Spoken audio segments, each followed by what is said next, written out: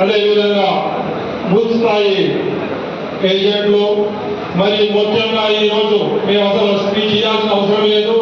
Training క్లాస్లో అందరినీ ఒక సైనికుల్లా తయారు చేసిన హైదరాబాద్ నుంచి ఇక్కడికి విచ్చేసిన ట్రైనింగ్ క్లాస్ ఇచ్చారు. ఇప్పటి వరకు విష్ణు గారు వారి టీంకి అందరికీ కూడా పేరు పేరున అందరికీ నమస్కారాలు తెలియజేసుకుంటూ, మరి మనమైతే ఎప్పుడు అన్ని విషయాలు మాట్లాడుకుంటుంటాం.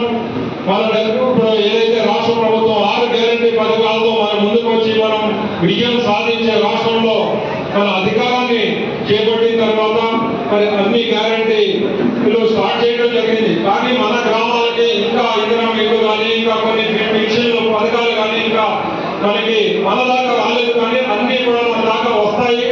కాబట్టి సమయంలో పాటించే ప్రతి ఒక్కళ్ళు బూత్ లెవెల్ ఏజెంట్లు కానీ బూత్ కమిటీ కానీ విలేజ్ స్థాయి నాయకులు కానీ మండల స్థాయి నాయకులు ఏ పరిధిలో అయితే పనిపై చెప్పారో ఆ పని తూచా తప్పకుండా మరి పాటిస్తూ మరి ఏదైతే 500 ఓట్లు మన టార్గెట్ ఇవ్వడం జరిగింది దాన్ని కంప్లీట్ చేయాలి.